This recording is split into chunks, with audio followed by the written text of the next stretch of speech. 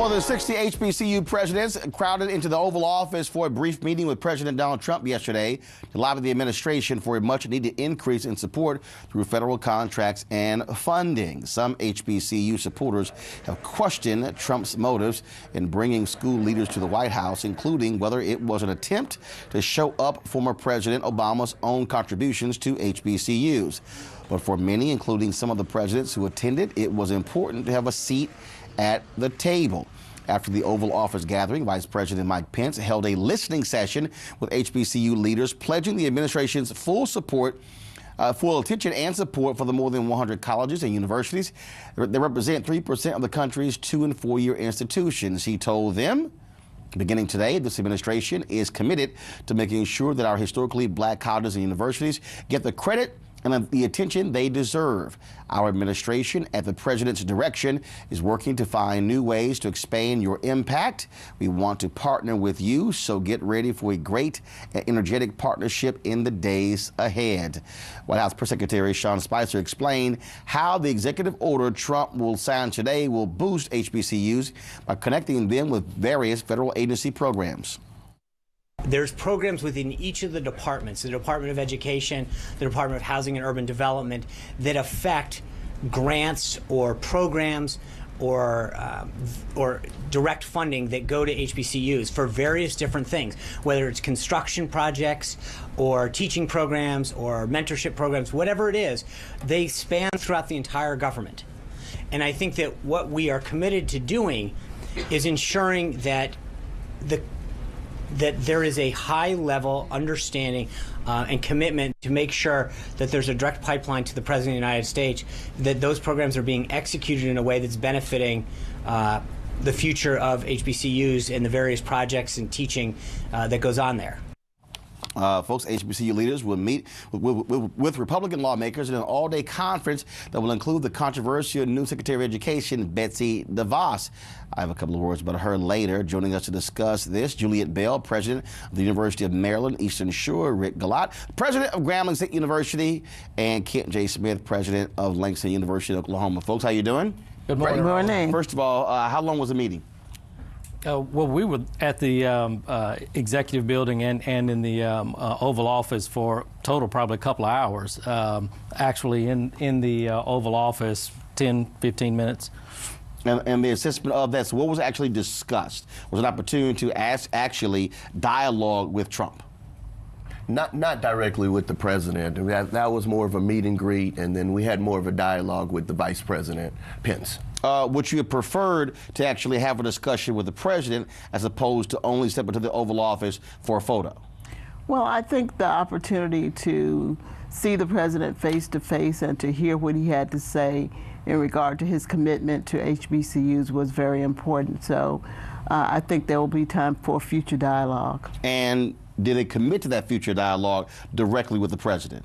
Yeah, and prior to going into the Oval Office, we also had the opportunity to meet with his chief of staff, was in there, a number of his other top... Right, previous was Steve Bannon, his chief strategist there. Yes. Yes. And Kellyanne Conway was in there. So, I mean, they were all in there, and the message was consistent that they are interested, this president is interested in a meaningful partnership with HBCUs.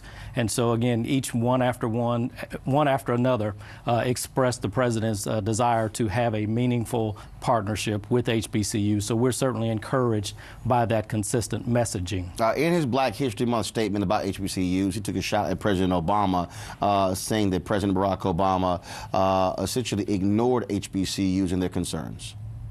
Well, I personally do not share that view. I certainly believe President Obama, in some ways, was helpful to HBCUs, and I'll tell you, as a university president, there's always more that can be done.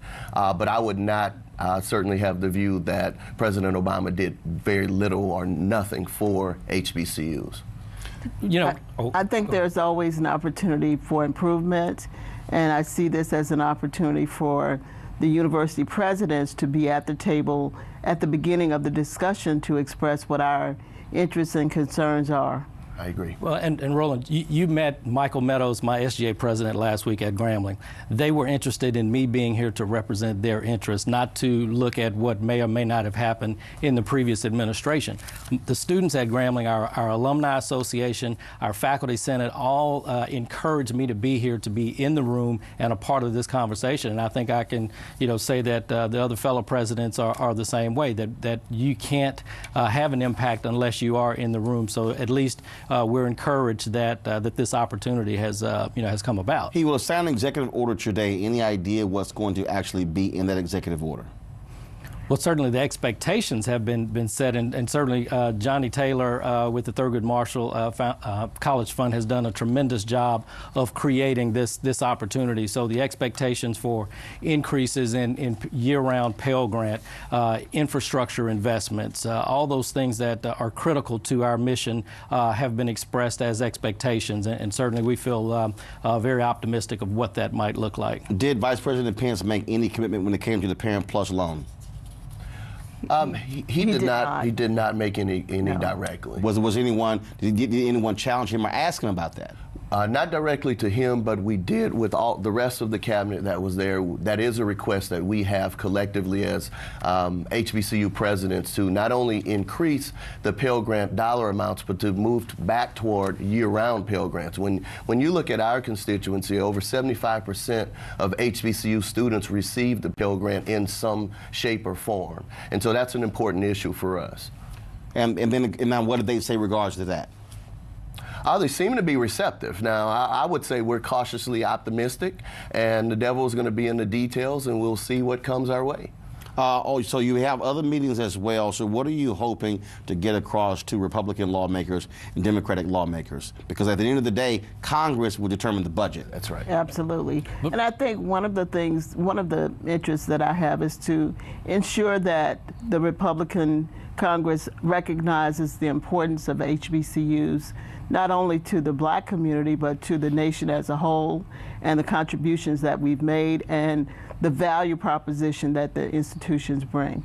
And from a political standpoint, if items are included in the executive budget that then goes to Congress, you certainly have a much greater chance of seeing some of these things funded, with it being in the executive budget of a Republican president and Republican House and Senate. So certainly my Congressman, Ralph Abraham, is very supportive of Grambling State University and has expressed his interest in moving our agenda forward as well. So we're encouraged by at least that level of support. All right, then we'll certainly appreciate it. Thanks a bunch, and we'll see what happens with this executive order and what the details are. Thank you. Thank you very much. Thanks for having us. A peaceful protest turned deadly. 37-year-old black man was shot and killed by Baton Rouge police. His hands are in the air, and you still get shot by the cops. Oh my God, please don't tell me he's dead. We're not going to let hate define us. Race is a big part of this. If truly all lives matter, then all lives need to matter equally. What we require is action. What we require is accountability. We understand that black lives do matter, and we will keep focused on this issue. NewsOne Now, every weekday morning at 7 on TV1.